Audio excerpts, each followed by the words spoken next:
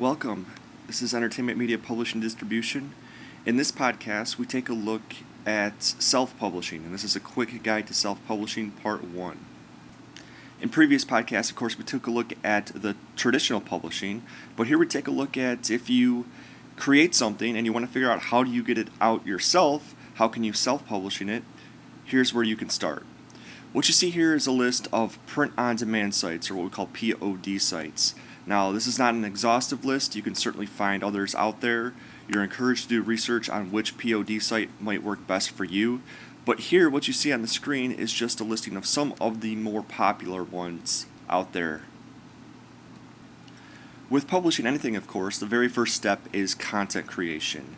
You want to create your best quality content that is poorly designed or poorly written will scream homemade and amateur, and it's not likely to sell or be successful. So really, content is still king. So you want to make sure, obviously, to have your best quality content before you can go about self-publishing. The second step, of course, is editing.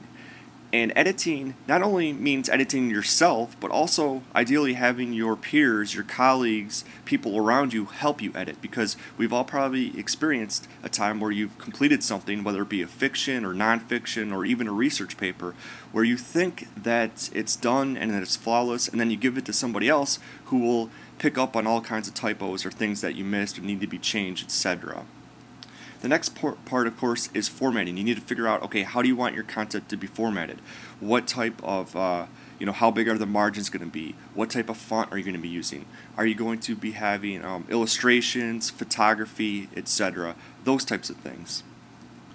Continuing with that, you need to determine the formatting size, whether this is going to be in black and white or if it's going to be in color, what the cover is going to look like, and also the price. Now, many POD sites will provide calculators, and they have charts for you where you can determine how much money you can make per unit sold based on their price. But you can set your price, and that's important to take into consideration, because you don't want to have something that's going to be too expensive, because that'll turn customers away. They think, why should I be paying $35 for a book that might only should cost $12? And it can also work the opposite, though. You don't want to set your price too low, because that can scream, again, homemade, amateur. Sometimes people will associate content or quality with price. They might think, well, this book is only $7 or $8. It must not be very good. So that's important to consider when you're determining your price. Niche works best. You want to avoid the mainstream when you can. Mainstream is dominated by the world's largest players, people like J.K. Rowling and Stephen King. If you're not part of that group, which most of us aren't, then you want to avoid the mainstream when you can. So if you can, try to come up with a sort of a niche following. Things that are going to appeal to certain people of maybe a religious background or a certain demographic, or for example, people with a military background, or if you want to make a how-to book. Something very, very specific, because the mainstream has been done to death. You're more likely to find success if you can find a niche market to appeal to.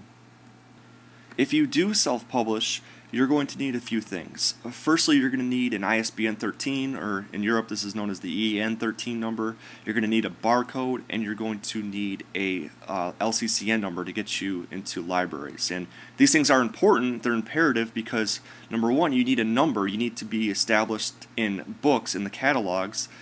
You're also going to need a barcode so that you can sell your stuff retail through stores, and of course you need a number, a LCCN number, so that libraries can pick up your work.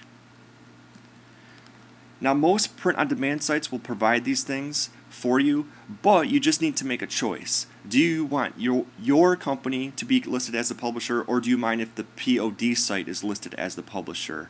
Most authors do not care, but some people want to have their own company that are going to be publishing multiple works, and they want their company to be specifically listed as the publisher. If that's the case, then you need to get those things, the LCCN, the barcode, and the ISBN 13 number yourself. The print-on-demand site will oftentimes give you those things for you, but they technically will be listed as the publisher. Again, most authors do not care. You would still get to keep your copyright and everything, but just technically speaking, they would be considered the publisher, not you. So you just need to make that decision. So thank you for watching, and please continue with part 2.